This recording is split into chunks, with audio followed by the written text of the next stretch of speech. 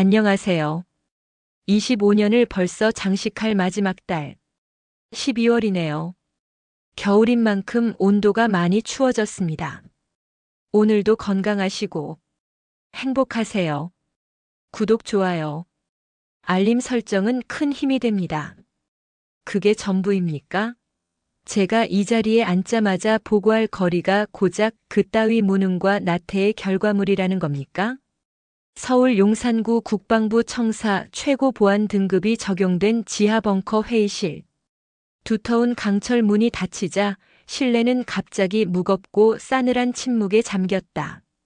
실내 온도는 분명 적정 수준으로 유지되고 있었으나 그곳에 모인 고위 간부들 수십 명의 등줄기에서는 식은땀이 흘러내렸다. 그들의 시선은 일제히 회의실 상석 20살이나 어린 여성에게 꽂혀 있었다. 강서연 군단장, 32살. 대한민국 창군 이래 최연소 군단장이라는 타이틀을 달자마자 그녀는 취임식조차 제대로 마무리하지 못하고 이 긴급 회의를 소집했다. 그녀의 눈빛은 레이저처럼 날카로웠고 방금 내뱉은 자극적인 대사는 정적을 깨트리며 묵직한 돌덩이처럼 회의실 중앙에 떨어졌다. 강서연은 탁자 위, 방금 대령급 간부가 보고를 마친 극비 상황 보고서를 손가락으로 가볍게 두드렸다. 최근 3달간 우리 군단 소속의 특수장비 보급 창고에서 발생한 도난 사건 보고입니다. 창고 관리 대령부터 시작해 관련 부서의 모든 간부가 모여 열흘 동안 머리를 맞대고 찾았다는 해답이 겨우 내부 인력 소행 가능성 농후와 관련자 조사 진행 중입니까? 그녀의 목소리는 높지 않았지만 사방의 방음벽을 뚫고 나갈 듯한 강력한 압력이 담겨 있었다. 좌중은 쥐죽은 듯 조용했다. 이 회의실에는 최소 별 하나 이상의 계급을 가진 장성들이 대부분이었고 대령급 간부들도 강서연보다 20살 가까이 많은 중견들이었다. 그러나 그들 모두는 지금 강서연의 기세에 눌려 숨소리조차 제대로 내지 못했다. 가장 오른쪽에 앉아있던 김 장군이 조심스럽게 입을 열었다. 군단장님, 죄송합니다. 하지만 해당 창고는 보안 등급이 워낙 높아 외부인의 침입은 사실상 불가능합니다. 내부에 깊숙이 연루된 배신자가 있는 것은 분명해 보이나 수사가 워낙 은밀하게 진행되어야 하기에 은밀함이 능사가 아닙니다, 김 장군님. 강서연은 김 장군의 말을 단칼에 잘랐다. 지금 도난당한 장비가 무엇인지 아시지 않습니까? 이 장비들이 외부로 유출될 경우 단순한 보안 위협을 넘어 국가 안보에 치명적인 결과를 초래할 수 있습니다. 이미 상황은 긴급을 넘어 재앙 직전입니다. 그런데도 열흘간 이렇다 할 성과가 없다는 것은 저의 시각에서는 직무유기로밖에 보이지 않습니다. 그녀는 자리에서 벌떡 일어났다. 그녀의 움직임 하나하나가 회의실의 팽팽한 긴장감을 더욱 끌어올렸다. 강서연은 탁자 반대편에 앉아있는 중장들을 향해 걸어갔다. 취임식 전날 저는 이 사안에 대해 모든 브리핑 자료를 검토했습니다. 그리고 한 가지 이상한 점을 발견했습니다. 주요 창고 3곳의 책임 관리자가 모두 다른 날짜에 그것도 공교롭게도 도난 사건 발생 직후 연가를 신청했더군요. 모두가 침을 꿀꺽 삼키는 소리가 들리는 듯 했다. 강서연은 잠시 숨을 고른 후 중앙의 보고서를 다시 한번 지목했다. 그리고 이 보고서 어디에도 새 창고 관리 대령 중 한 명인 차태준 대령의 이름이 없습니다. 본 회의는 군단 소속 고위 간부 전원 참석이 원칙입니다. 그런데 차태준 대령은 어디에 있습니까? 강서연의 질문은 가장 민감한 부분을 정통으로 찔렀다.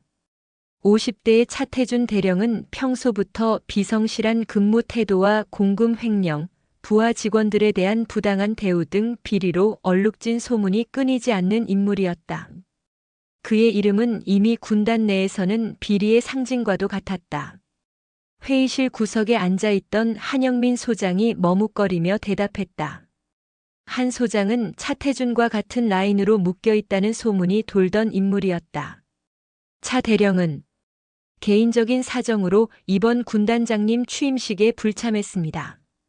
현재도 급한 개인 용무로 인해 보고를 받고 있지만 참석하지 못한 상태입니다. 개인적인 사정. 강서연은 그 단어를 마치 불순물이 섞인 물을 뱉어내듯 낮고 비웃는 어조로 반복했다. 국가 안보가 걸린 긴급회의보다 더 급한 개인 용무가 이 대한민국 군단 소속 고위직 대령에게 존재할 수 있습니까?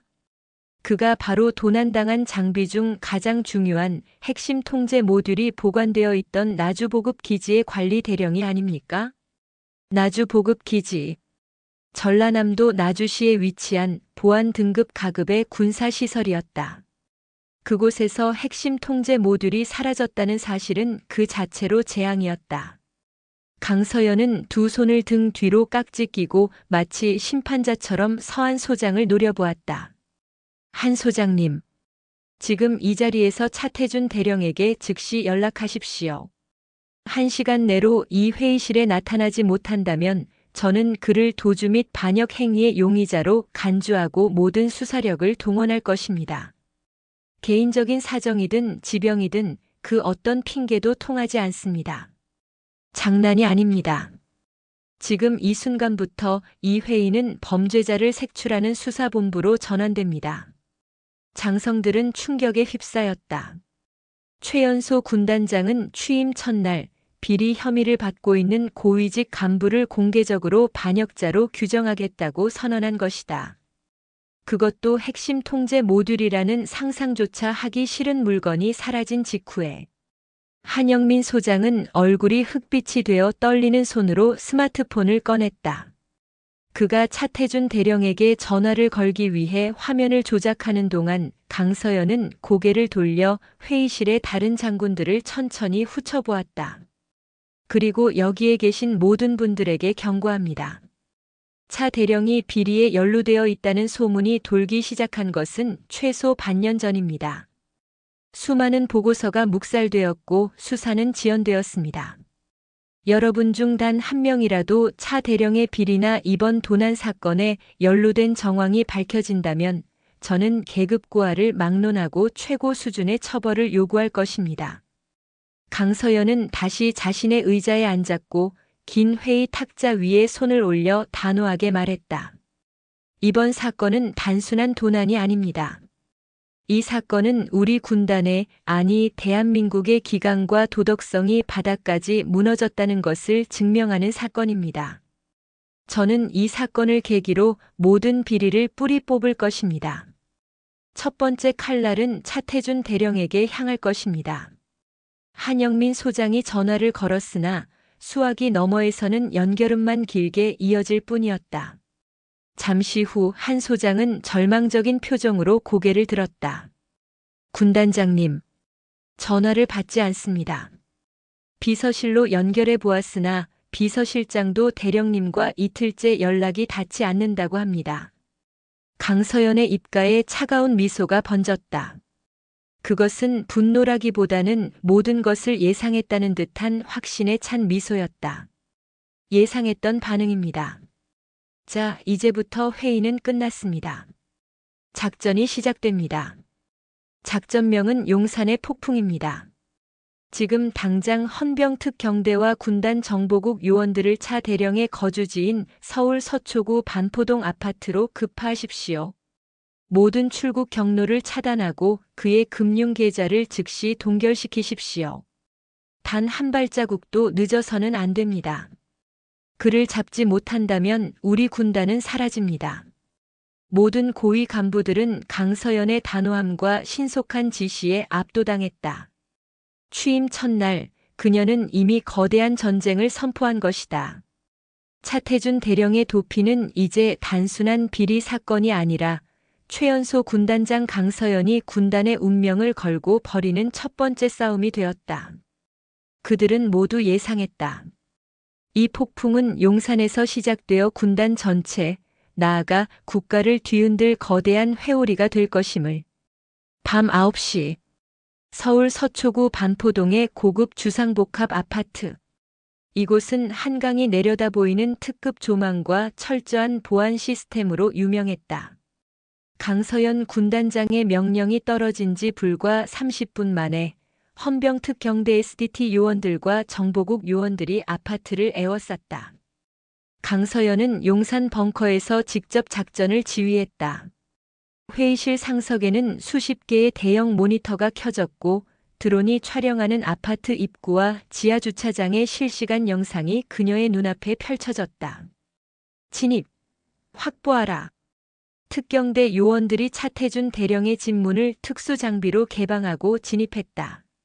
무전기에서 요원들의 거친 숨소리와 긴박한 보고가 이어졌다. 현장 진입. 내부 이상 없음. 대령 확인 불가. 집은 비어 있습니다. 강서연의 미간이 순간적으로 찌푸려졌다. 그녀는 한치의 오차도 허용하지 않는 듯한 정확성으로 다음 지시를 내렸다. 차량. 지하 주차장으로 내려가 차량 목록을 확인하라.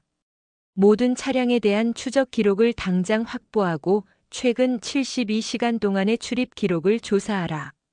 차태준 대령의 거주지는 깨끗하게 비어 있었다. 마치 누군가 모든 흔적을 지운 듯 개인적인 물건조차 최소한만 남아 있었다. 정보국 요원들은 차 대령이 소유한 차량 3대가 모두 주차장에 주차되어 있음을 확인했다. 그가 차량을 이용해 도주하지 않았다는 뜻이었다. 군단장님, 차량 3대 모두 현장에 있습니다. 지문 감식 결과 최근 운행한 흔적이 보이지 않습니다. 72시간 전, 즉 이틀 반 전부터 대령은 이 아파트를 나간 기록이 없습니다. 정보국 요원의 목소리에는 당혹감이 섞여 있었다. 나간 기록이 없다고요? 그렇다면 그는 아파트 내부에 있어야 합니다. 다시 수색하십시오. 아파트 관리 사무소와 모든 CCTV 영상을 확보하고 모든 가능성을 열어두고 다시 찾아보십시오. 지하 창고, 옥상, 심지어 환풍구까지도 전부 확인하십시오. 강서연은 머리가 복잡해지기 시작했다. 차태준 대령은 비리로 얼룩진 인물이었지만 바보는 아니었다. 핵심 통제 모듈의 도난이 발각되면 자신에게 칼끝이 향할 것을 충분히 예상했을 터였다. 하지만 도주할 것이라면 왜 출국을 막지 않았고 자신의 차량을 그대로 두고 심지어 아파트를 나간 기록조차 남기지 않았을까? 그녀는 자리에서 일어나 회의실을 서성였다. 그녀의 직감은 무언가 근본적으로 잘못되었다고 경고하고 있었다. 차태준 대령의 비서실장, 당장 회의실로 호출하십시오. 그리고 그의 행적을 아는 모든 인물을 구금하십시오. 그가 개인적인 사정으로 취임식에 불참했다고 했죠? 그 개인적인 사정이 무엇이었는지 알아내야 합니다. 잠시 후 땀에 흠뻑 젖은 차태준 대령의 비서실장 김중령이 헌병의 감시 하에 회의실로 끌려왔다. 김중령은 얼굴이 새파랗게 질려 있었다. 강서연은 냉정한 눈빛으로 김중령을 쳐다보았다. 김중령, 차 대령이 이틀 전부터 연락이 닿지 않는다고 했죠. 그가 마지막으로 당신에게 남긴 말은 무엇입니까? 그리고 이틀 전 그가 어떤 급한 개인 용무를 처리한다고 했습니까?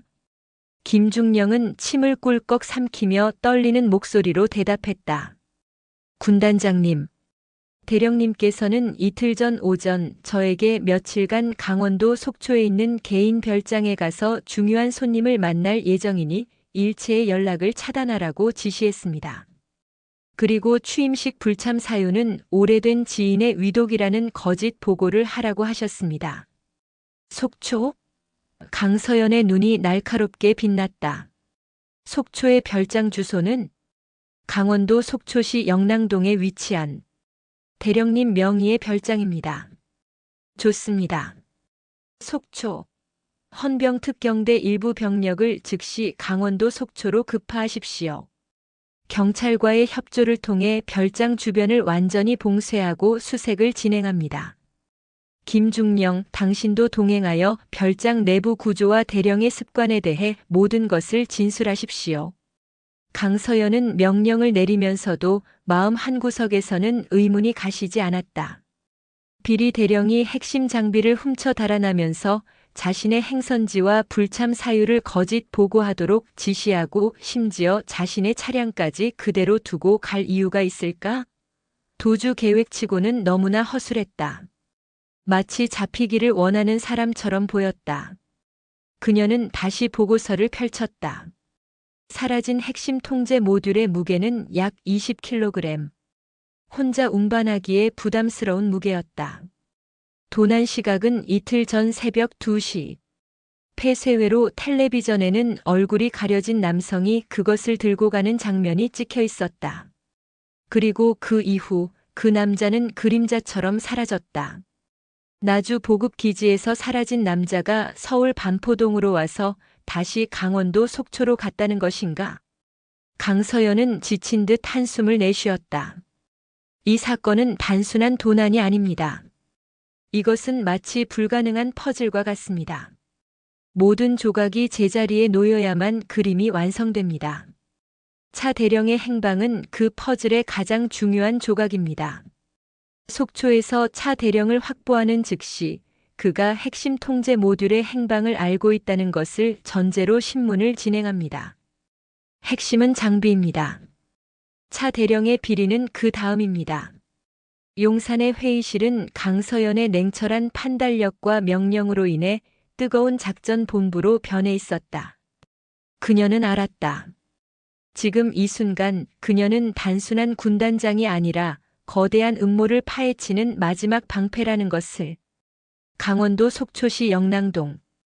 푸른 동의 바다가 시원하게 펼쳐진 해안가에 차태준 대령 명의의 별장이 위치해 있었다.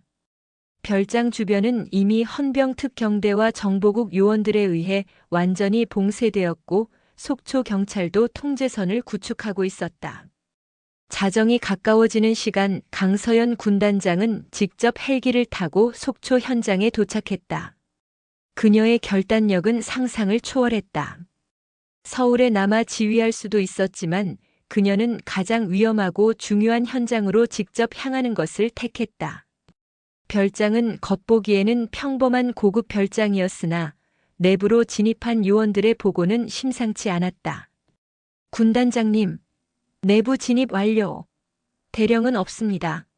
하지만 이상한 점이 발견되었습니다. 현장 지휘관인 이중령이 긴급 무전을 보냈다. 무엇이 이상합니까? 상세히 보고하십시오. 강서연은 별장 입구에서 무전을 받았다. 별장 내부에 마치 급하게 꾸며진 듯한 임시 상황실이 발견되었습니다. 그리고 거실 한가운데에 나주 보급 기지에 도난당한 핵심 통제 모듈이 놓여 있습니다. 모듈은 해제 시도가 있었는지 외부에 작은 손상이 있습니다. 강서연은 그 자리에 멈춰 섰다. 그녀의 눈이 믿을 수 없다는 듯 크게 뜨였다. 뭐라고요? 핵심 통제 모듈이 거기에 있다고요? 차태준 대령은요? 차 대령은 보이지 않습니다. 대신 거실 탁자 위에 대령이 직접 쓴 것으로 보이는 편지가 놓여 있습니다. 편지 외에는 다른 단서가 없습니다. 강서연은 별장 안으로 급히 들어섰다. 거실 중앙 하얀 천 위에 놓인 핵심 통제 모듈은 차가운 금속 광택을 내며 강서연을 맞았다. 그것은 단순한 장비가 아니라 이 모든 혼란과 비리의 상징이었다. 그리고 그 옆에는 한 장의 편지가 놓여 있었다. 강서연은 조심스럽게 편지를 집어들었다. 종이는 낡고 구겨져 있었다. 그녀는 편지의 내용을 읽기 시작했다. 차태준 대령의 필체였다.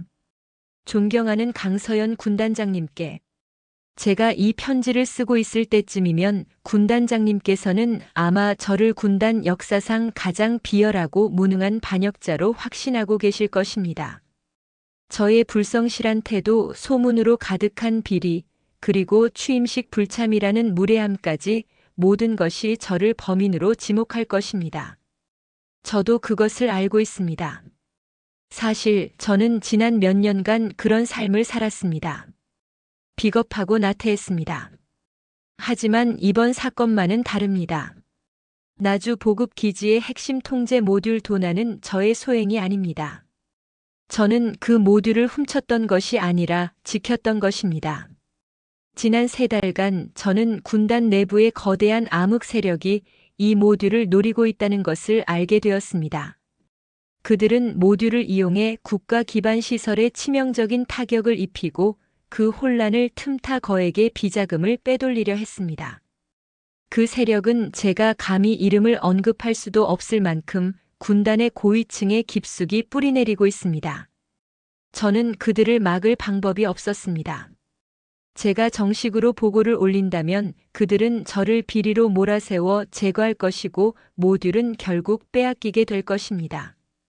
그래서 저는 역으로 미끼를 던지는 작전을 택했습니다. 비리로 유명한 제가 핵심 장비를 훔친 것처럼 보이게 만들어 진짜 범인들이 방심하게 만드는 것이었습니다. 이틀 전 새벽 저는 제 부하 중 저를 유일하게 믿어주는 요원과 함께 모듈을 나주에서 빼돌려 이곳 속초 별장으로 가져왔습니다. 그리고 저의 비서실장에게 거짓 행선지를 보고하게 한 후 저는 곧바로 잠적했습니다. 이 모듈이 군단장님의 손에 안전하게 들어가도록 하는 것이 저의 마지막 임무였습니다. 군단장님, 제가 이토록 위험을 감수한 것은 제가 과거에 비성실했기에 이제라도 군인의 도리를 다하고 싶어서가 아닙니다. 그 암흑 세력은 이 모듈을 찾지 못하면 반드시 저에게 복수할 것입니다. 그리고 저의 딸 차유진이 지금 서울 강남구 삼성동의 한 병원에 입원해 있습니다. 그녀는 백혈병으로 투병 중이며 저의 유일한 삶의 이유입니다. 그들이 유진에게 해를 끼치지 못하도록 저는 영원히 그들의 시선에서 사라져야 합니다. 모듈은 이곳에 있습니다. 이제 군단장님께서는 이 모듈을 미끼로 삼아 군단 내부의 진짜 암흑 세력을 색출해 주십시오. 부디 저의 딸 유진이를 지켜주십시오. 저는 그들에게 잡혀 모진 고문을 당하더라도 유진이가 안전하다면 그것으로 충분합니다. 저는 이제 파도 속으로 들어갑니다. 군단장님의 무운을 빕니다. 그리고 부디 이 비성실했던 군인의 마지막 도리를 헛되이 하지 말아 주십시오. 차태준 올림. 편지를 다 읽은 강서연의 손은 미세하게 떨리고 있었다. 그녀는 차가운 카리스마 뒤에 숨겨진 인간적인 당혹감과 슬픔을 느꼈다. 모두가 비리 대령이라고 손가락질했던 차태준이 사실은 핵심 통제 모듈을 지키기 위해 자신의 목숨과 명예를 던진 이중첩자였던 것이다. 뒤집혔다. 모든 것이 완전히 뒤집혔어. 강서연은 나지막이 중얼거렸다. 이 중령. 당장 헌병들에게 수색 범위를 별장 주변 해안가로 확대하라고 지시하십시오. 그리고 즉시 서울 강남구 삼성동 병원의 요원들을 급파하십시오. 차 대령의 딸 차유진을 보호하고 차 대령이 지목한 암흑 세력의 접근을 완전히 차단해야 합니다.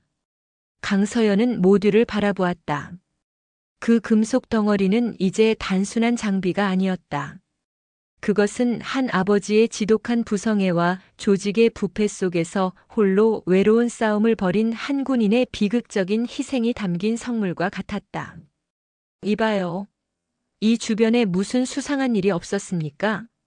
강서연은 별장 입구를 지키던 속초 경찰에게 다가가 물었다. 군단장님, 방금 전 해가 지기 직전에 구명조끼도 없이 한 중년 남성이 저쪽 영랑호 방향으로 걸어가는 것을 봤습니다. 저희가 신분증을 요구했으나 산책 중이다고만 대답하고 빠르게 사라졌습니다. 얼굴이 차태준 대령과 매우 흡사했습니다. 강서연은 바다가 아닌 산 쪽으로 향하는 차태준의 마지막 발자취를 바라보았다. 그는 단순히 도망친 것이 아니라 거대한 암흑 세력의 추적을 피하기 위해 스스로 미끼가 되어 가장 위험한 곳으로 향한 것이다. 강서연은 모듈이 담긴 상자를 들고 다시 헬기에 올랐다.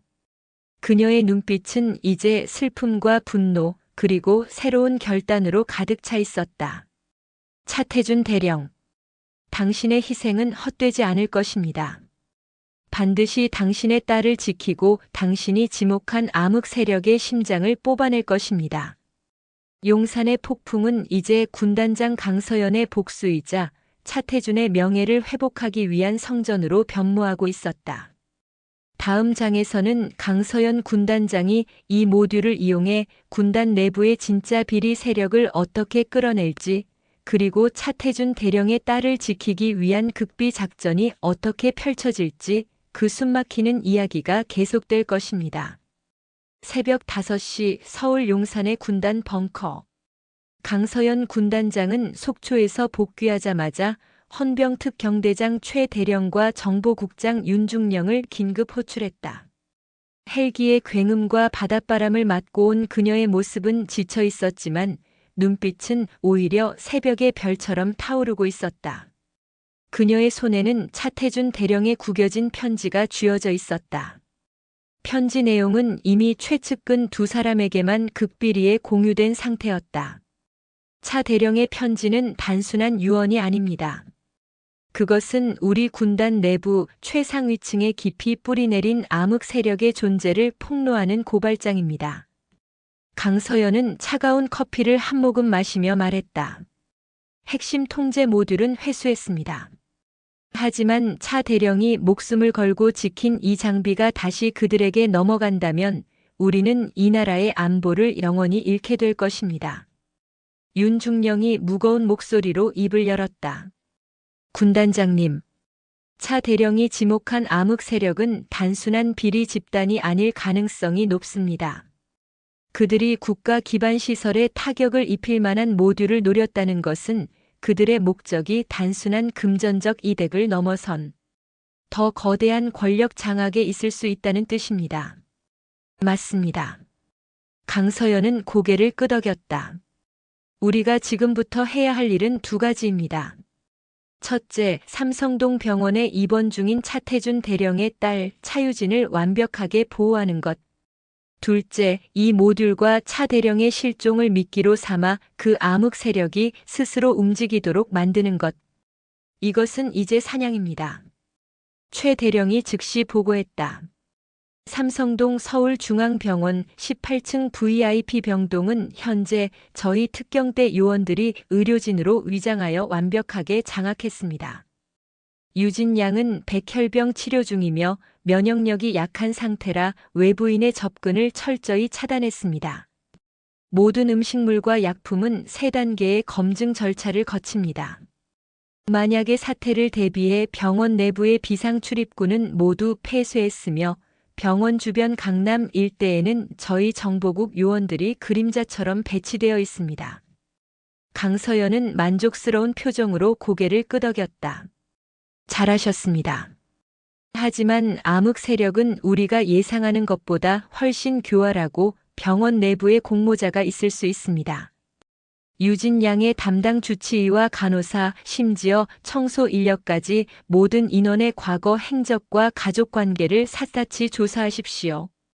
어떤 작은 틈도 용납할 수 없습니다. 그녀는 테이블 중앙에 모듈을 회수한 상자를 올려놓았다. 상자는 이미 최고 등급의 전자 잠금 장치로 봉인되어 있었다. 다음은 미끼 작전입니다. 우리는 어젯밤 속초에서 모듈을 회수했지만 외부에 알려진 사실은 차태준 대령의 도주와 핵심 통제 모듈의 회수 실패입니다. 윤중령이 강서연의 의도를 눈치채고 물었다. 군단장님, 그럼 저희는 모듈을 회수하지 못한 것처럼 연기하겠다는 뜻입니까? 정확합니다. 강서연의 눈이 섬뜩하게 빛났다.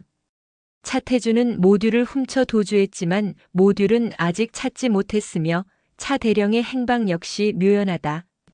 이것이 오늘 오전 9시 고위직 간부 회의에서 발표될 공식 입장입니다. 그들에게 공포와 혼란을 동시에 주어야 합니다. 모듈이 사라졌다는 공포, 그리고 그들의 계획이 완전히 틀어졌다는 혼란. 최 대령이 우려를 표했다. 하지만 모듈이 회수되지 않았다는 보고를 올린다면 상부에서 군단장님께 강력한 압력을 가할 것입니다. 작전 실패와 지휘 능력에 대한 비난이 쏟아질 수 있습니다.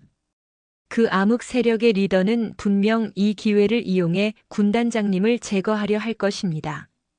그들이 저를 흔들게 두십시오. 강서연은 단호했다. 제가 이 자리에 앉은 순간부터 저는 그들의 제거 대상이었습니다. 중요한 것은 그들의 압력이 아니라 그 압력을 가하는 자가 누구인지 확인하는 것입니다. 가장 강하게 모듈을 찾으라고 압박하고 차 대령을 비난하는 자가 바로 우리가 찾는 암흑 세력의 핵심입니다. 그때 윤중령의 통신기가 울렸다. 긴급 보고였다. 군단장님, 삼성동 병원 쪽입니다.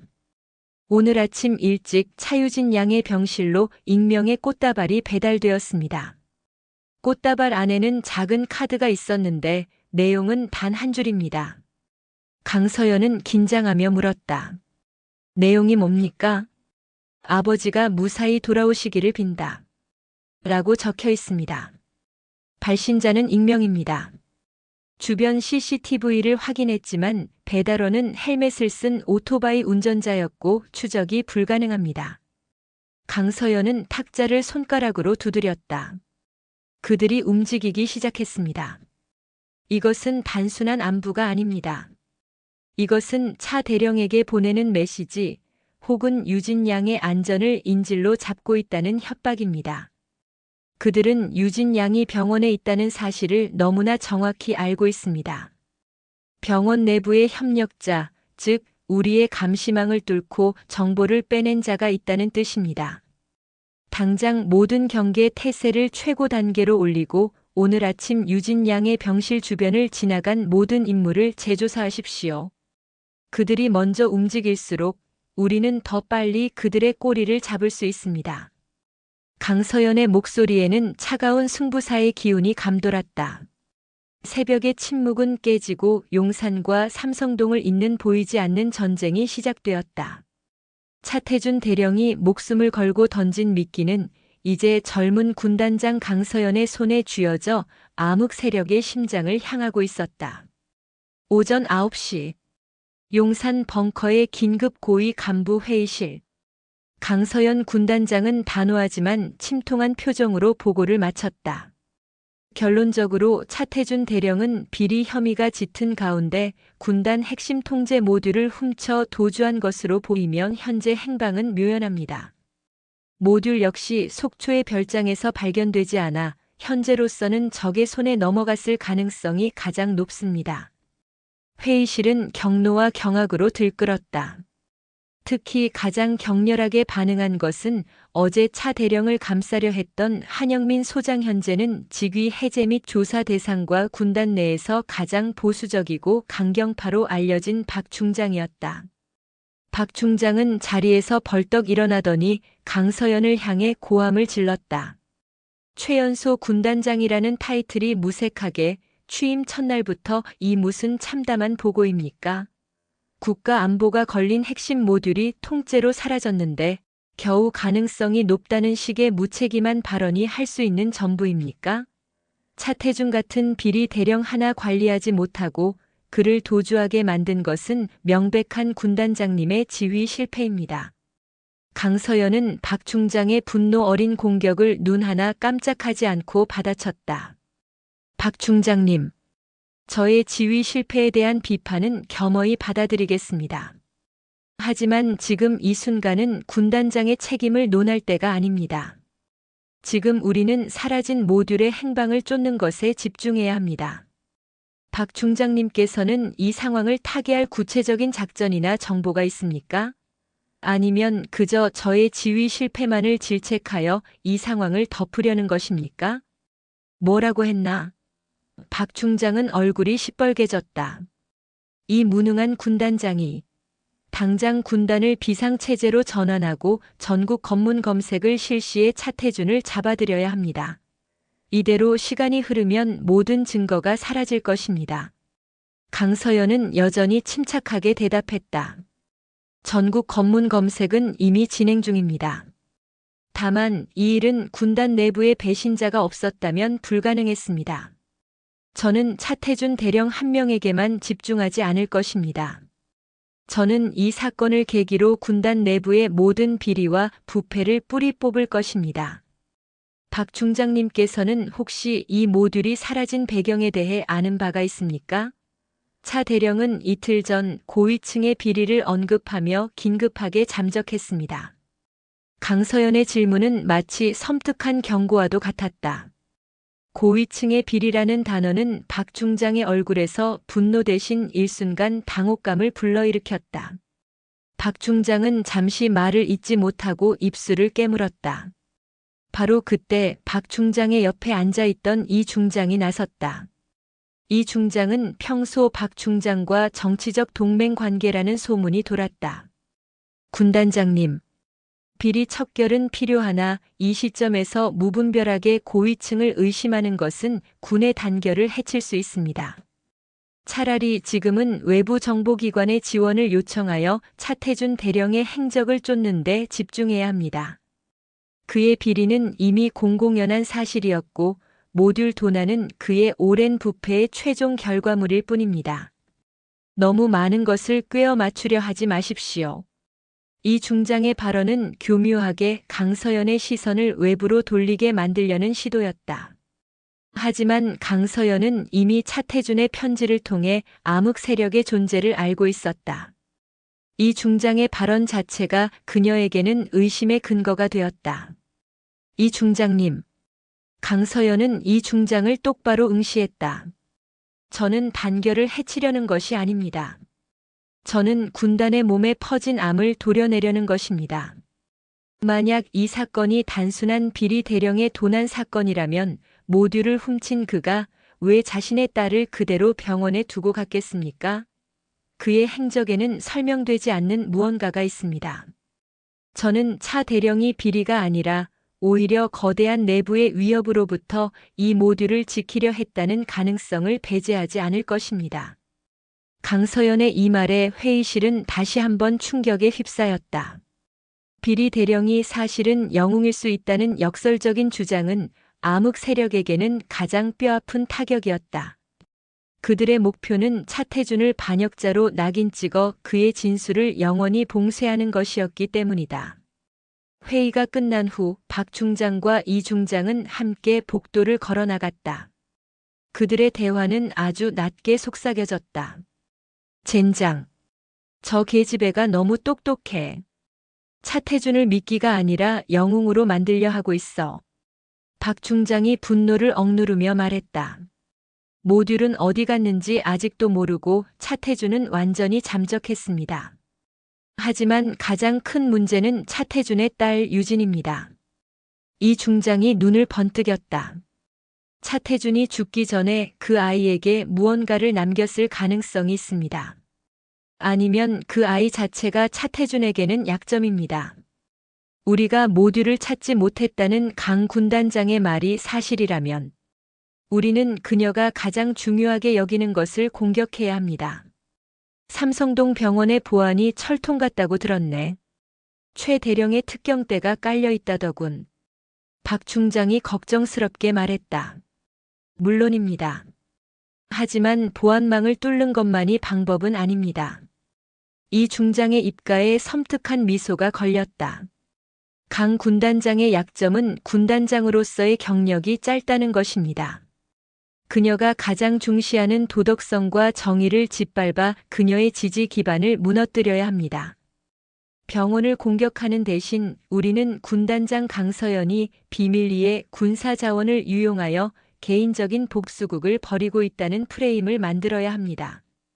박 중장의 눈이 커졌다. 자원을 유용한다고? 어떻게? 이미 저희 라인을 통해 모듈 회수 작전 당시 사용된 헬기와 특경대 이동 경로, 그리고 삼성동 병원의 위장 경비 보고서를 빼돌렸습니다. 이 모든 것을 짜깁기하여 익명으로 언론에 흘릴 것입니다. 최연소 군단장, 국가기밀보다 개인적 복수의 군자원 오용 의혹이라는 제목이면 충분합니다. 그녀가 혼란에 빠져 자리를 비울 때 그때 유진 양에게 접근할 기회가 생길 것입니다. 암흑 세력의 그림자는 용산의 복도와 서울의 밤하늘 위로 짙게 드리워지고 있었다. 그들의 계획은 잔인하고도 교활했다. 모듈을 찾는 것보다 강서연을 무너뜨리는 것이 그들의 우선순위가 된 것이다. 강서연의 취임 첫날 군단은 이미 내부의 거대한 적과 피할 수 없는 싸움을 시작한 것이다. 다음 날 정오. 서울은 거대한 폭풍의 중심에 놓였다. 모든 언론 매체와 인터넷 게시판은 강서연 군단장, 군단 내부 비리 조사 명목으로 군사자원 사적 유용 의혹이라는 기사로 도배되었다. 기사에는 특경대 차량의 이동 경로와 헬기 사용 기록, 그리고 삼성동 병원에 투입된 요원들의 모습이 흐릿하게 담긴 사진까지 첨부되어 있었다. 여론은 들끓었고 군단장 강서연에 대한 비난이 본물처럼 터져나왔다.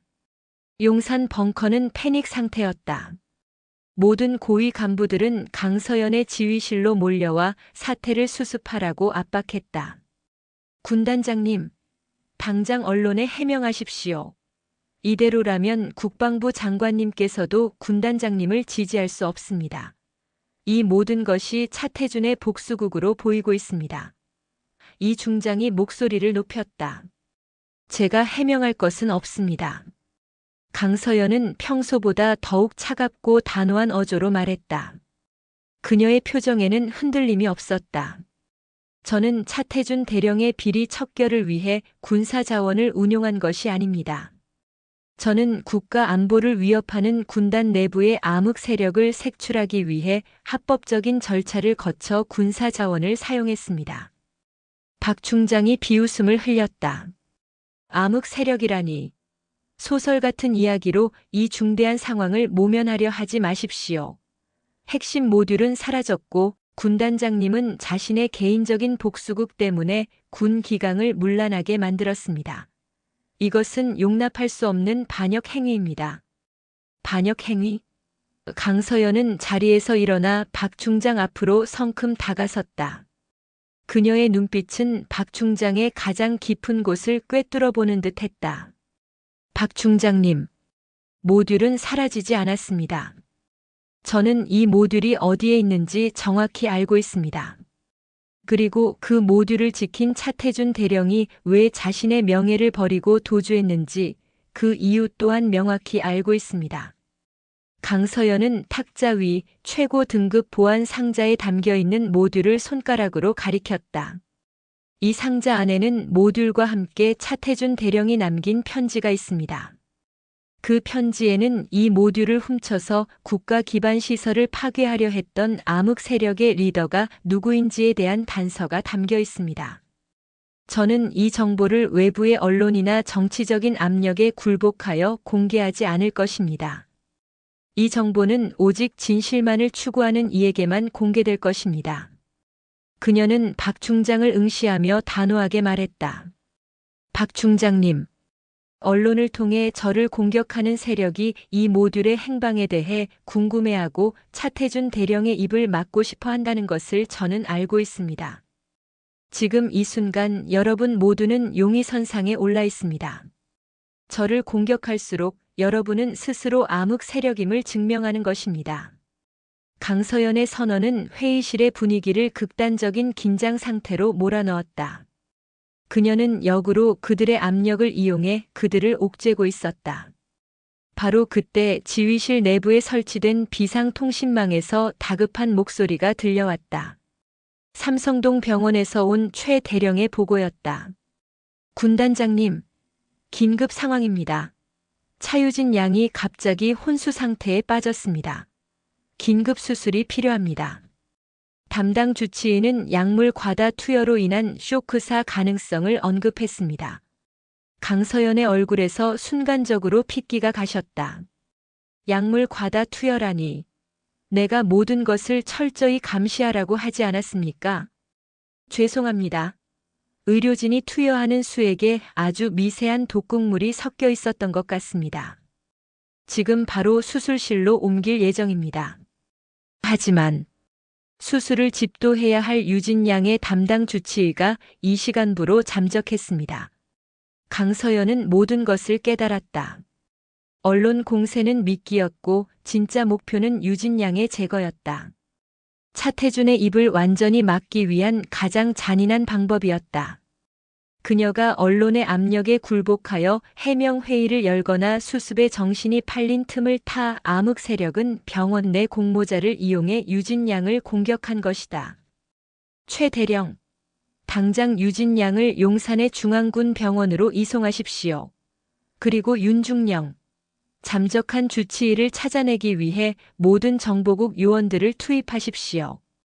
주치의의 행적이 곧 암흑 세력의 꼬리입니다. 강서연은 눈을 감고 심호흡했다. 그녀는 박 중장과 이 중장을 포함해 회의실에 모인 모든 고위직 간부들을 다시 한번 노려보았다. 여러분, 지금 제 눈앞에서 한 생명이 죽음의 위기에 놓였습니다. 저는 군단장으로서의 모든 권한을 이용해 이 아이를 살릴 것입니다. 그리고 이 아이에게 독극물을 투여한 자, 그리고 그 뒤에 있는 모든 암흑 세력을 찾아내 그들이 군인의 명예를 더럽힌 대가를 치르게 할 것입니다. 그녀는 차태준의 편지가 담긴 상자를 품에 안았다. 저는 이 아이를 지키기 위해 군단장 직위와 제 목숨까지 걸겠습니다. 이것이 제가 차태준 대령에게 그리고 이 나라의 군인으로서 드리는 맹세입니다. 강서연은 지체 없이 지휘실을 박차고 나섰다. 그녀가 향하는 곳은 딸을 잃을 위기에 처한 아버지의 마지막 희망이 있는 용산 중앙군 병원이었다. 그녀의 뒷모습은 거대한 내부의 적과 홀로 맞서 싸우는 고독한 영웅의 그림자 같았다.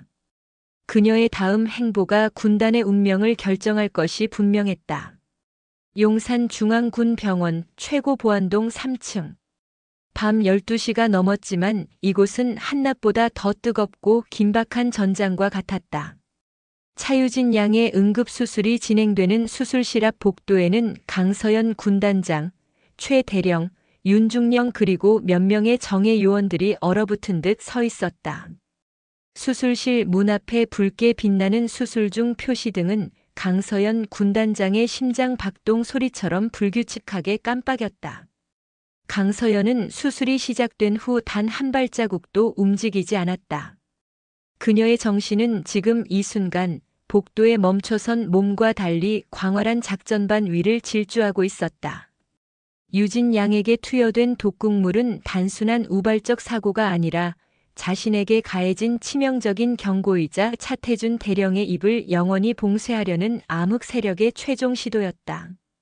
그들은 유진 양의 생명을 미끼로 강서연을 압박하고 군단장의 자리에서 끌어내려 했다. 주치의가 잠적했다는 보고는 무엇을 의미합니까? 강서연이 최 대령에게 물었다. 목소리는 억눌려 있었으나 그 안에는 끓어오르는 분노가 담겨 있었다. 군단장님, 주치의는 잠적 직전에 모든 증거를 인멸했습니다. 하지만 그가 사용한 독극물은 매우 희귀한 종류입니다. 일반적인 독극물이 아니라 군에서 특수 임무용으로 개발된 신경작용제입니다. 그들의 목표가 단순한 살해가 아니라 고통스럽고 은밀한 죽음을 통해 공포를 주려 한 것입니다. 강서연의 눈빛이 섬뜩하게 빛났다. 군 특수작용제라면 그 접근 권한은 매우 제한적입니다. 평범한 비리 집단은 절대 손댈 수 없습니다. 즉, 암흑 세력의 리더는 이 작용제를 개발하거나 혹은 그것을 관리하는 최고위직에 있다는 뜻입니다. 당장 군단 내 모든 화학부대와 특수작전부대의 작용제 관리 기록을 조사하십시오. 단 한치의 오차도 없이 최근 72시간 동안 누가 그 작용제에 접근했는지 밝혀내야 합니다. 윤중령이 고개를 끄덕이며 통신을 시작했다. 바로 그때 수술실 문이 열리고 얼굴에 땀방울이 가득한 닥터 정이 나왔다. 닥터 정은 이 병원에서 강서연이 유일하게 믿고 의지하는 정의감 넘치는 군의관이었다. 닥터 정, 유진 양의 상태는 어떻습니까? 강서연이 다급하게 물었다. 닥터 정은 마스크를 벗으며 숨을 몰아쉬었다. 겨우 고비를 넘겼습니다. 운이 좋았습니다. 독극물이 매우 치명적이지만 극미량만 투여되어 생명을 앗아가지는 못했습니다. 하지만 유진 양의 면역 체계가 심각하게 손상되었습니다. 완전히 회복할 때까지는 외부의 작은 충격에도 다시 위험해질 수 있습니다. 특히 지금 투여하고 있는 혈액 제제와 면역 강화제에 다시 독극물이 섞일 가능성을 배제할 수 없습니다. 외부와의 접촉은 제가 완전히 차단하겠습니다. 강서연이 단호하게 말했다. 닥터 정, 독극물의 성분에 대해 더 자세히 알려주십시오. 혹시 이 독극물이 과거 군단 내에서 발생했던 다른 사건과 연관된 흔적은 없습니까? 예를 들어 고위층의 비밀 실험이나 은밀한 작전에 사용된 기록 같은 것 말입니다. 닥터 정은 잠시 망설였다. 그의 눈빛에는 주저함과 두려움이 교차했다. 군단장님, 제가 말씀드릴 수 있는 것은 이 독극물은 10여 년 전 군단 내의 비밀 생화학 프로젝트 연구소에서 유출되었다는 소문이 있었던 작용제와 일치합니다. 당시 그 프로젝트는 막대한 예산 횡령과 함께 갑자기 폐쇄되었고 관련 책임자가 모두 비밀리에 전역 처리되었습니다. 그 책임자는 당시 총괄 지휘를 맡았던 고위 장성이었던 것으로 알고 있습니다. 강서연의 심장이 강하게 뛰었다. 비밀 생화학 프로젝트, 예산 횡령, 그리고 총괄 지휘를 맡았던 고위 장성. 그녀는 이 모든 단어가 한 사람을 향하고 있다는 것을 직감했다. 그 사람은 다름 아닌 회의실에서 자신을 가장 격렬하게 비난했던 박 중장이었다. 박 중장은 과거 군단 내에서 예산 집행 권한이 가장 막강했던 부서의 책임자였다. 박 중장. 강서연은 으르렁거리는 목소리로 그 이름을 내뱉었다. 그의 과거 모든 행적과 재산 형성 과정, 특히 10여 년 전의 그 생화학 프로젝트 폐쇄 과정에 대한 모든 기록을 당장 끌어모으십시오. 윤중령, 박 중장 주변의 모든 인물, 그의 가족, 심지어 과거 그와 친분이 있던 전역자까지 모두 조사 대상입니다. 시간은 없습니다. 유진 양의 생명이 붙어 있는 이 시간이 우리에게 주어진 유일한 시간입니다. 그때 갑자기 병원 밖에서 요란한 경고음이 울려 퍼졌다. 군단장님, 긴급 상황. 건물 지하의 전력 공급 장치에 외부 침입이 감지되었습니다. 누군가 병원 전체의 전력 공급을 차단하려 합니다. 최 대령이 보고했다. 강서연은 망설이지 않았다. 그녀는 유진 양이 있는 이 병실이 곧 암흑 세력의 다음 목표라는 것을 알고 있었다. 전력 차단은 유진 양의 생명 유지 장치를 멈추게 하려는 잔인한 수단이었다. 최 대령, 병력 절반을 지하로 급파하여 전력 장치를 사수하십시오. 그리고 윤중령, 병원 내부의 모든 요원들에게 경계 태세 최고 단계를 발령하십시오. 저는 이곳을 지킵니다. 저의 미끼 작전은 이제 마지막 단계에 돌입합니다. 강서연은 품속에서 차태준 대령의 편지가 담긴 상자를 꺼냈다. 그녀는 그 상자를 복도 중앙 가장 눈에 띄는 곳에 올려놓았다. 그들은 모듈을 찾으러 올 것입니다. 그들은 제가 유진 양의 생명 때문에 이성을 잃고 모듈을 훔쳐 도주한 차태준의 비리를 덮으려 한다고 확신할 것입니다. 그리고 이 상자 안에 모듈이 들어있다고 믿을 것입니다. 이 상자가 우리가 암흑 세력을 유인할 마지막 미끼입니다. 용산 중앙군 병원의 밤은 피 튀기는 총성 대신 숨막히는 심리전과 치열한 생존 싸움으로 가득 차 있었다. 강서연은 자신이 내민 미끼를 물고 올 그림자의 정체를 기다리며 유진 양의 생명이 걸린 위태로운 복도를 지키고 있었다. 새벽 3시. 전력 공급 장치에 침투하려던 정체불명의 괴한들이 최 대령이 이끄는 특경대 요원들에게 모두 제압되었다. 그들은 전문적인 훈련을 받은 용병들이었으나 강서연의 지휘 아래 움직이는 특경대의 방어선을 뚫을 수는 없었다. 괴한들은 모두 자살용 독약 캡슐을 가지고 있었으나 신속한 제압으로 그들의 자살 시도는 실패했다. 강서연은 그들을 직접 대면하지 않았다. 그녀는 알고 있었다. 이들은 단순한 말단 졸개일 뿐 중요한 것은 그들을 보낸 배후였다. 바로 그때 군단 정보국 윤중령으로부터 긴급 보고가 들어왔다. 군단장님, 박 중장의 과거 비리 내역과 화학부대 작용제 접근 기록에서 결정적인 증거를 확보했습니다. 10여 년 전 비밀 생화학 프로젝트의 폐쇄 당시 박 중장은 프로젝트 예산뿐 아니라 당시 개발 중이던 모든 신경작용제를 폐기 명목으로 개인적으로 빼돌렸습니다.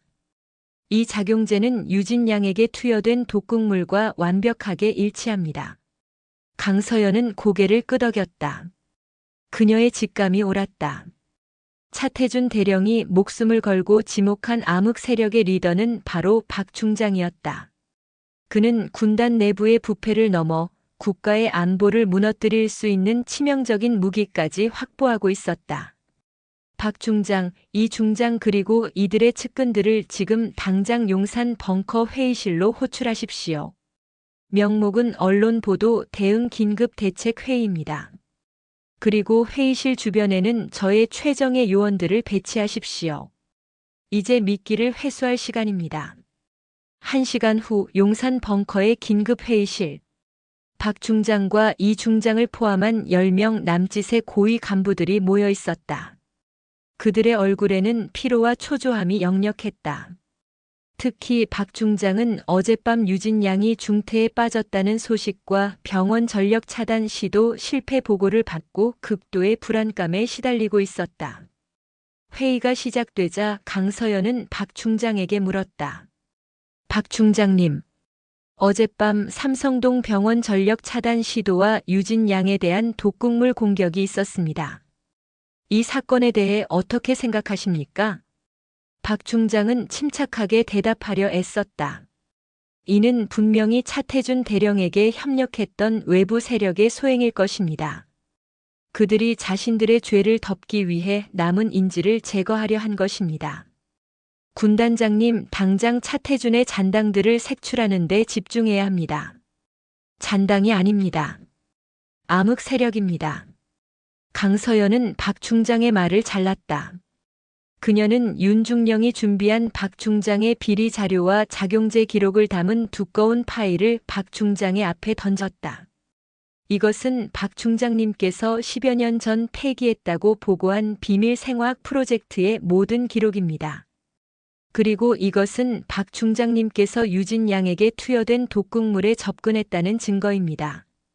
박 중장의 얼굴은 순식간에 새하얗게 질렸다. 옆에 앉아있던 이 중장 역시 미세하게 몸을 떨었다. 이게 무슨 억측입니까? 강 군단장. 이런 조작된 자료로 최고 위직 장성을 모함할 셈입니까? 박 중장이 소리쳤다. 그의 목소리는 더 이상 분노가 아닌 공포로 가득 차 있었다. 강서연은 비웃는 미소를 지었다. 조작이 아닙니다. 이 모든 것은 차태준 대령이 남긴 편지에 암호화되어 있었습니다. 그는 이미 박 중장님이 이 모든 비리의 배후임을 알고 있었습니다. 그리고 그는 박 중장님께서 이 모듈을 얻기 위해 저를 압박할 것이며 결국 유진 양을 인질로 삼을 것까지 예상했습니다. 강서연은 말을 잠시 멈추고 회의실을 천천히 둘러보았다. 모든 간부들의 시선이 그녀와 박 중장에게 꽂혀 있었다. 박 중장님, 차 대령이 왜 나주 보급 기지의 핵심 통제 모듈을 훔쳤는지 아십니까? 그리고 제가 속초에서 회수했다고 보고한 그 모듈이 무엇인지 아십니까? 박 중장은 떨리는 목소리로 겨우 대답했다. 당연히. 진짜 모듈이겠지. 그 모듈을 당장 내놓으시오. 아닙니다.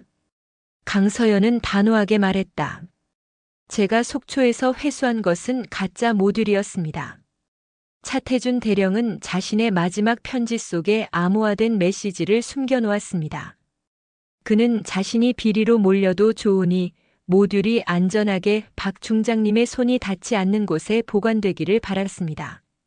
차 대령은 진짜 모듈을 아직 박 중장님이 접근할 수 없는 가장 안전한 장소에 숨겨두었습니다. 강서연은 품속에서 차태준의 편지를 꺼내 들었다. 차태준 대령은 이 편지 마지막에 이렇게 적었습니다. 나주의 밤하늘, 가장 밝은 별 아래 그는 나주 보급 기지 설계에 사용된 도면을 이용해 진짜 모듈을 나주 보급 기지에 폐쇄된 지하 벙커에 숨겨두었습니다. 박 중장님, 당신이 차태준을 제거하고 모듈이 사라졌다고 확신하는 순간 그는 당신이 가장 안전하다고 믿는 곳에 진짜 폭탄을 심어놓은 것입니다. 박 중장은 더 이상 이성을 유지할 수 없었다. 그의 얼굴은 절망과 분노로 일그러졌다. 그는 탁자 위에 놓인 물잔을 집어 던지며 소리쳤다. 내 인연. 내가 감히 나를. 내까지 것이 나를 모함해. 차태준 그 비겁한 놈이. 내가 이 군단 전체를 위해 얼마나 많은 희생을 했는데 너희 같은 애송이들이 감히 나를 심판해. 박 중장은 자리에서 벌떡 일어나 강서연을 향해 달려들려 했다. 체포. 지금 당장 박 중장과 이 중장 그리고 연루된 모든 간부들을 체포하십시오. 최 대령과 특경대 요원들이 즉시 회의실로 난입하여 박 중장과 이 중장을 제압했다. 박 중장은 저항하며 계속해서 소리쳤다. 나는 무죄다. 내가 이 군단을 지켜왔어. 나를 체포하면 너희 모두 후회할 것이다. 강서연, 너도 끝장이야. 강서연은 박 중장의 발버둥을 냉정한 눈빛으로 지켜보았다.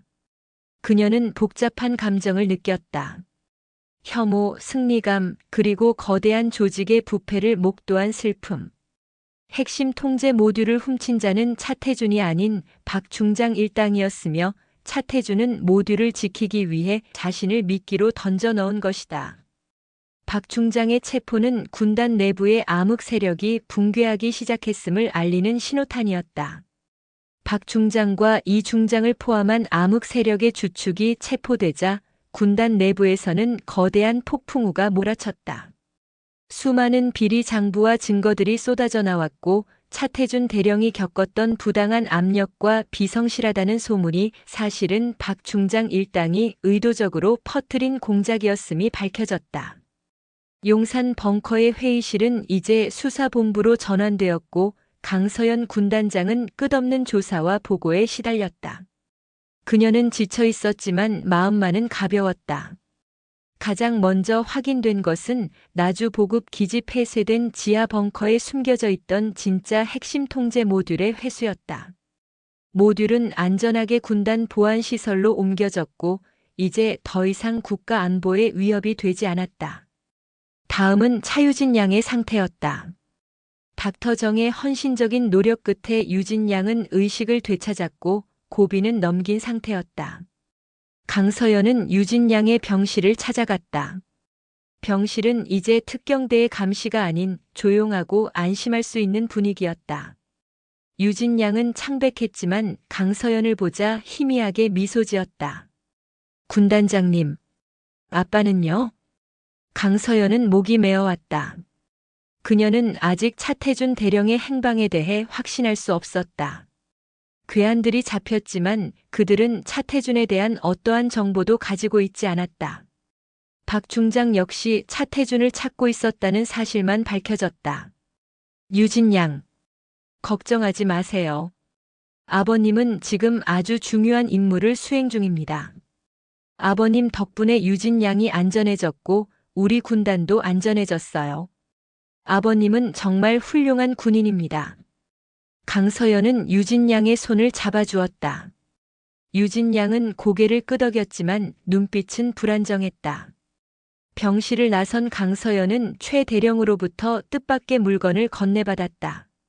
군단장님, 이것은 속초 별장 침대 매트리스 아래에서 발견된 것입니다. 차 대령의 유품입니다. 저희가 혹시나 해서 발견 당시 보고하지 않았습니다. 군단장님께 직접 전달하라는 지시가 있었습니다. 그것은 낡은 군용 인식표와 인식표 뒷면에 새겨진 작은 메모지였다. 메모지에는 차태준의 필체로 이렇게 적혀 있었다. 서연, 마지막까지 진심을 의심하지 마라. 나의 희생은 너를 위한 것이 아닌 이 군단을 위한 것이다. 유진이는 너에게 맡긴다. 이제 너의 군단이 되었다. 아버지. 편지에는 서연이라는 이름이 적혀 있었다. 강서연은 편지를 들고 한동안 움직일 수 없었다. 서연. 그녀의 이름. 차태준 대령이 그녀를 마치 딸처럼 혹은 자신이 못다 이룬 꿈을 대신 이어줄 후계자처럼 생각했다는 증거였다. 그리고 그가 스스로 아버지라고 칭한 것은 단순한 감동을 넘어 그녀에게 군단장으로서의 무거운 책임을 물려준다는 비장한 의미가 담겨 있었다. 그녀는 차태준 대령이 왜 모두를 지키고 자신의 딸을 희생양처럼 남겨두었는지 이제야 완벽하게 이해할 수 있었다. 차태준은 단순히 딸을 보호하려 한 것이 아니었다. 그는 자신의 더럽혀진 명예와 비리라는 과거를 마지막 미끼로 삼아 군단의 뿌리 깊은 부패를 청소할 수 있는 유일한 기회를 젊고 깨끗한 강서연 군단장에게 넘겨준 것이다. 그가 살아 돌아온다면 박 중장 일당은 차태준을 협박하거나 그의 복수를 할 것이 뻔했다. 차태준은 자신이 영원히 사라져야만 강서연과 유진 양 그리고 군단이 안전할 수 있다는 비극적인 결론을 내렸던 것이다. 강서연은 눈을 감았다. 그녀의 눈가에는 뜨거운 눈물이 맺혔다. 차태준 대령은 비록 비성실하고 비리 대령이라는 불명예를 뒤집었었지만 그의 마지막 행동은 그 어떤 고위 장성보다도 숭고하고 영웅적인 희생이었다. 그녀는 차태준의 낡은 인식표를 꼭 쥐었다. 차태준 대령님, 당신의 희생이 헛되지 않도록 당신이 저에게 남긴 이 군단을 제가 반드시 깨끗하고 자랑스러운 곳으로 만들겠습니다. 이것이 제가 이 군단을 이끌어갈 마지막 맹세입니다. 강서연은 다시 용산의 벙커로 돌아왔다. 군단장으로서의 그녀의 앞날은 이제 단순한 승진이나 권력 다툼이 아니었다. 그것은 차태준 대령이 목숨을 걸고 맡긴 군단의 명예를 회복하는 숭고한 임무가 되었다. 그녀는 알고 있었다. 이 이야기는 아직 끝나지 않았으며 차태준의 그림자는 영원히 그녀의 군단장 생활에 남아 그녀를 지켜줄 것이라는 것을. 그로부터 6달의 시간이 흘렀다. 용산 국방부 청산에 새롭게 개편된 명예의 전당 강당. 이곳은 박 중장 일당의 비리가 척결된 후 군의 기강 확립과 투명성을 선포하기 위해 마련된 특별 기념 강연회가 열리는 장소였다. 강당은 군단 내 모든 고위 간부들과 일반 장병들, 그리고 언론의 관심 속에 가득 차 있었다. 강단에 선 강서연 군단장은 더 이상 취임 초기의 날카로운 승부사가 아니었다. 그녀는 그 격동의 시간을 겪으며 더욱 단단해졌고 그녀의 눈빛에는 냉철함과 더불어 깊은 연민과 인간적인 이해심이 어려 있었다. 그녀는 차태준 대령의 비극적 희생을 발판 삼아 군단의 뿌리 깊은 부패를 완전히 도려냈고 지금은 모두의 존경을 받는 군단장으로 거듭나 있었다. 오늘 이 자리는 군단 역사상 가장 치욕스러웠던 비리 사건을 마무리하고 우리 군단의 새로운 미래를 선언하는 자리입니다. 강서연은 차분하지만 힘있는 목소리로 연설을 시작했다. 지난 몇 달간 우리는 군단 내부에 깊숙이 침투했던 암흑 세력의 실체를 목도했습니다. 그들은 높은 계급과 명예를 방패 삼아 국가의 기밀과 장비를 사적으로 유용하려 했고 그들의 탐욕은 우리 군의 명예를 땅에 떨어뜨렸습니다.